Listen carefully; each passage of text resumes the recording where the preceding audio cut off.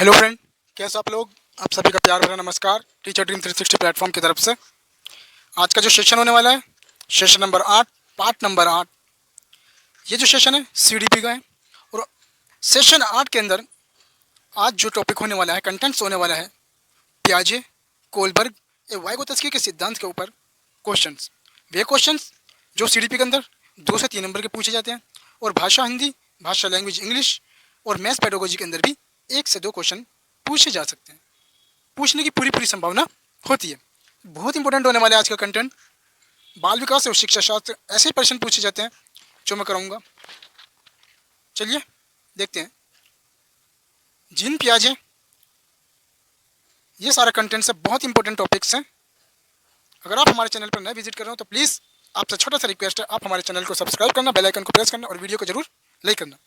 चलिए क्या कहते हैं क्वेश्चन पहला क्वेश्चन हमारा कहता है कि वे प्रक्रिया जिसके द्वारा संज्ञानात्मक संरचना को संशोधित किया जाता है, या वे प्रक्रिया जिसके द्वारा संज्ञानात्मक संरचना को संशोधित किया जाता है डैश कहलाता है। वो क्या कहलाता है? हमारा समावेशन कहलाता है। क्या कहलाता है? समावेशन कहलाता है। क्योंकि समावेशन एक ऐसी प्रक्रिया है जो उसके माध्यम से हम संशोधित कर सकते हैं। क्या समावेशन के माध्यम से हम संशोधित कर सकते हैं, वही संज्ञानात्मक संरचना को संशोधित कर सकते हैं। कौन? समावेशन। नेक्स्ट क्वेश्चन क्या कहता है हमारा? जीन पियाजे के संज्ञानात्मक विकास, जीन पियाजे के संज्ञानात्मक विकास सिद्धांत की अवस्था नहीं है। कौन सी अवस्था नहीं है? वो इंद्रिय जनित गामक अवस्था, सेकंड पूर्व सक्रियात्मक अवस्था, मूर्त सक्रियात्मक अवस्था, अनौपचारिक सक्रियात्मक अवस्था। तो कौन सी अवस्था नहीं है? वो हमारी अनौपचारिक सक्रियात्मक अवस्था। आपने औपचारिक पढ़ी होगी, अनौपचारिक नहीं पढ़ी होगी। इंद्रिय जनित गामक अवस्था है, पूर्व सक्रियात्मक अवस्था, मूर्त सक्रियात्मक अवस्था और अमूर्त सक्रियात्मक अवस्था, जिसको औपचारिक सक्रियात्मक अवस्था भी बोला जाता है। यहाँ ऑप्शन में दे रखे हैं अनौपचारिक। अनौपचारिक सक्रियात्मक अवस्था नहीं होती, औपचारिक सक्रियात्मक अवस्था होती है। कौन सी होती है? औपचारिक सक्रियात्मक अवस्था होती है। और आपको ये भी पता होगा कि औपचारिक, अनौपचारिक ये कौन कौन सी कब कब होती है। तो मैं आपको बता दूं, इंद्रिय जनित गामक अवस्था होती इंद्रिय जनित गामक अवस्था जो होती है वो जन्म से 2 वर्ष तक होती है। कितनी? जन्म से 2 वर्ष तक होती है। पूर्व सक्रियात्मक अवस्था जो होती है, पूर्व सक्रियात्मक अवस्था 2 से 7 वर्ष की होती है। कितनी? 2 से 7 वर्ष की होती है। मूर्त सक्रियात्मक अवस्था होती है 7 से 11 वर्ष। कितना? 7 से 11 वर्ष। और औपचारिक या फिर बोल देते हैं अमूर्त सक्रियात्मक अवस्था, वो होती है 11 वर्ष से आगे। कितनी होती है? 11 वर्ष से आगे, जो उस ऑप्शन में नहीं दिया हुआ है। चलिए नेक्स्ट क्वेश्चन। नेक्स्ट क्वेश्चन हमारा कहता है कि बालकों के पूर्व ज्ञान के साथ, बालकों के पूर्व ज्ञान के साथ नवीन ज्ञान को जोड़ने की प्रक्रिया, जोड़ने की प्रक्रिया कहलाती है आत्म सातीकरण, स्कीमा, अनुधारण, निरूपण। वो कौन सी है? वो होती है हमारी आत्म सातीकरण। क्योंकि बालकों के पूर्व ज्ञान के साथ नवीन ज्ञान को जोड़ने की प्रक्रिया क्या कहती है? आत्म सातीकरण। इसको बोलते हैं जो हम पहले से ज्ञान जानते हैं, जो ज्ञान हम पहले से जानते हैं मेरे फ्रेंड, उस ज्ञान को जो हम कुछ नया सीखने वाला है उससे जोड़ देते हैं। तो पूर्व ज्ञान को नवीन ज्ञान के साथ जोड़ना, ये आत्म सातीकरण कहलाती है। जैसे कि जब हम 6th क्लास में होते हैं, 6th क्लास के कुछ चैप्टर हमारे 7th क्लास में भी आ जाते हैं, लेकिन उसको लंबा एक्सप्लेन करना पड़ता है। एक्सप्लेन लंबा हो जाता है, कंटेंट्स लंबा हो जाता है, लेकिन होता है पूर्व 6th क्लास से रिलेटेड। तो इसको ही बोलते हैं पूर्व ज्ञान से नवीन ज्ञान के साथ जोड़ना, आत्म सातीकरण कहलाता है। नेक्स्ट क्वेश्चन देखिए हमारा। पियाजे के अनुसार, पियाजे के अनुसार कोई बच्चा किस अवस्था में अपने परिवेश की वस्तुओं को पहचानने एवं उनमें विभेद करने लगता है? वो कौन सी अवस्था होती है? पहले आप समझ जाओ कि जब हम बच्चा जो होता है, पहले बच्चा, यहाँ बच्चे की बात आ गई, और अवस्था, वो कौन सी अवस्था है जब बच्चा परिवेश की वस्तुओं को पहचानने एवं उनमें विभेद यानी अंतर समझने लगता है? वो होता है हमारी पूर्व सक्रियात्मक अवस्था। कौन सी होती है? पूर्व सक्रियात्मक अवस्था, जो 2 से 7 वर्ष की होती है। जो 2 से 7 वर्ष की होती है वो होती है हमारी पूर्व सक्रियात्मक अवस्था। मूर्त सक्रियात्मक अवस्था जो होती है हमारी, वो उसमें तर्क करना प्रारंभ कर देता है, यानी 7 से 11 वर्ष। औपचारिक 11 से आगे, संवेदी गामक पैदाइश से 2 वर्ष। तो जो हमारी वस्तुओं को पहचानना, वस्तुओं में अंतर पहचानना, कड़वे मीठे का पहचानना, भाई बहन का, मेल फीमेल का पहचानना, जो भी चीज़ों में पहचान करना, विभेद करने लगता है, वो उम्र होती है 2 से 7 वर्ष की। उसको बोलते हैं पूर्व सक्रियात्मक अवस्था मेरे फ्रेंड। ऐसे ही क्वेश्चन पूछे जाते हैं, इन्हीं क्वेश्चनों को रट कर चले जाना। बस थोड़ा सा लैंग्वेज में अंतर हो सकता है, लेकिन इससे बाहर कुछ नहीं जाने वाला, ये तो मेरी पूरी गारंटी है। देखिए नेक्स्ट क्वेश्चन हमारा क्या कहता है, जीन पियाजे के अनुसार, जीन पियाजे के अनुसार संज्ञानात्मक विकास के किस चरण में बालक का चिंतन क्रमबद्ध रूप से तार्किक एवं तर्क संगत होना प्रारंभ हो जाता है। मैंने अभी बताया पिछले क्वेश्चन में, अभी बताया कि तार्किक और चिंतन करना, तर्क संगत करना प्रारंभ हो जाता है। वो कौन सी अवस्था है? बिल्कुल बिल्कुल पीछे जाइए, पीछे जाके देखिए कौन सा ऑप्शन बताया मैंने, कौन सा ऑप्शन बताया। देखिए पूर्व सक्रियात्मक अवस्था 2 से 7 वर्ष बताई मैंने। इसमें बच्चा चीज़ों को पहचानना, मेल फीमेल को, खट्टा मीठा, मतलब हर चीज़ों को विभेद करने लग जाता है, पहचानने लग जाता है। मूर्त सक्रियात्मक अवस्था बताई थी मैंने, क्या बताई थी? मूर्त सक्रियात्मक अवस्था क्या बताई थी?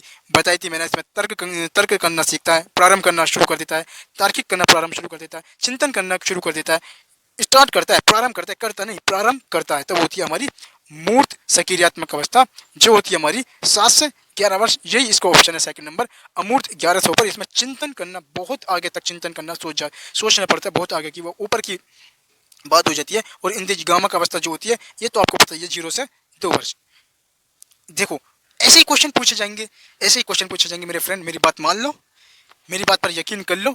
अगर यकीन नहीं आया तो एग्जाम में खुद देख लो ना कि हाँ सर ने सही बोला था। यही क्वेश्चन हमें रटे रटाए मिल गए, लेकिन बस थोड़ा सा अंतर हो सकता है। किसका अंतर हो सकता है? भाषा का, क्वेश्चन की लैंग्वेज का। जैसे क्वेश्चन नंबर 4 पिछले मैंने बताया था, देखो 5 भी वही बनकर आ गया, ऑप्शन चेंज कर दिया थोड़ा सा, लेकिन कॉन्सेप्ट वही है, चरण वही है, स्टेप वही है, अवस्था वही है। 2 से जो हमारी एज है, 2 से 7, 0 से 2, 7 से 11 और 11 से अबव, सब वही है। बस थोड़ी सी लैंग्वेज चेंज कर दी और हमारे एग्जाम का पैटर्न थोड़ा सा चेंज कर दिया। यही क्वेश्चन, यही लैंग्वेज होती है। देखिए नेक्स्ट क्वेश्चन देखिए,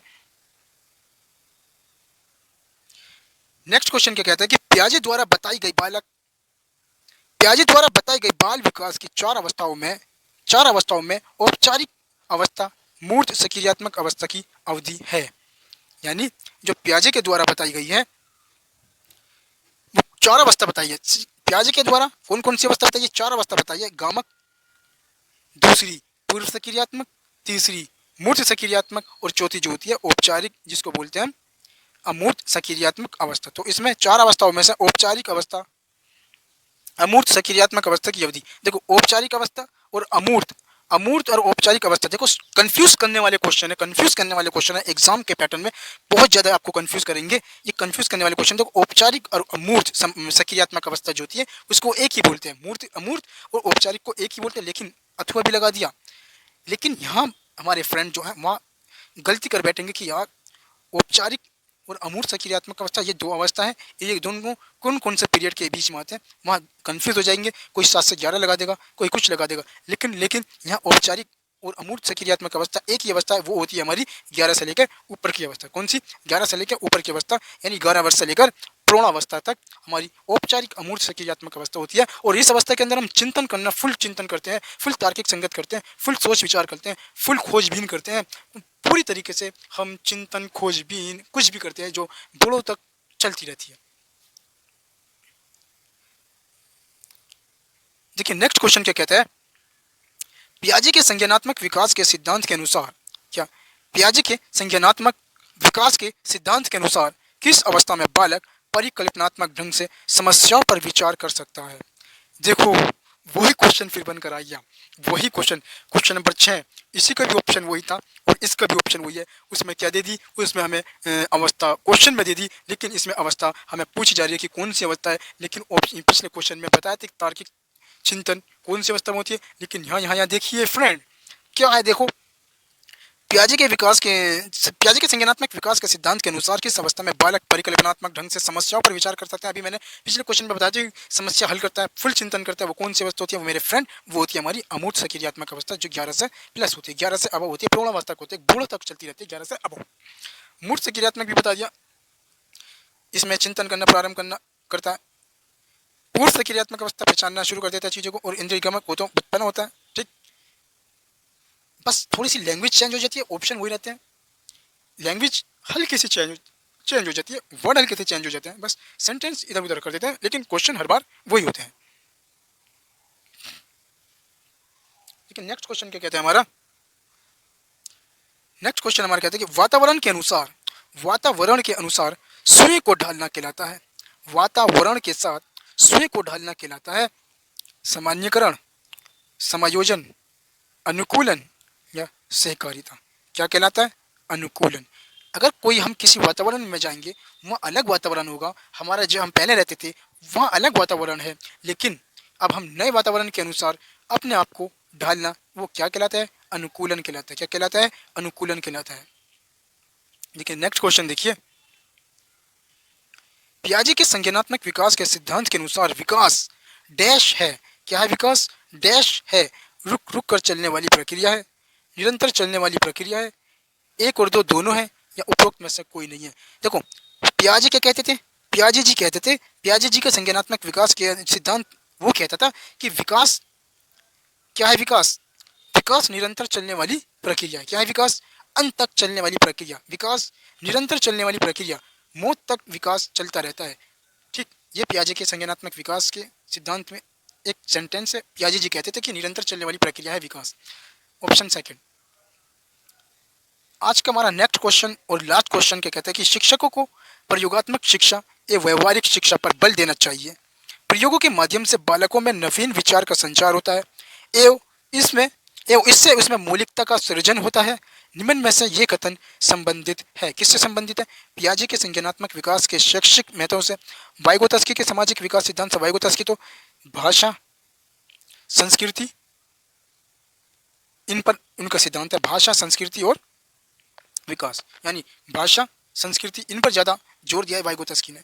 कोलबर्ग के नैतिक विकास के सिद्धांत से ये भी नहीं है, उपरोक्त में से कोई नहीं, ये भी नहीं है। लेकिन जीन पियाजे के संज्ञानात्मक विकास के अंदर एक महत्व से जीन पियाजे के संज्ञानात्मक विकास के शैक्षिक महत्व से ये निकल कर आता है कि शिक्षकों के प्रयोगात्मक शिक्षा व्यवहारिक शिक्षा पर बल देना चाहिए। ये वाइगोत्स्की जीन पियाजे के संज्ञानात्मक विकास के अंदर है।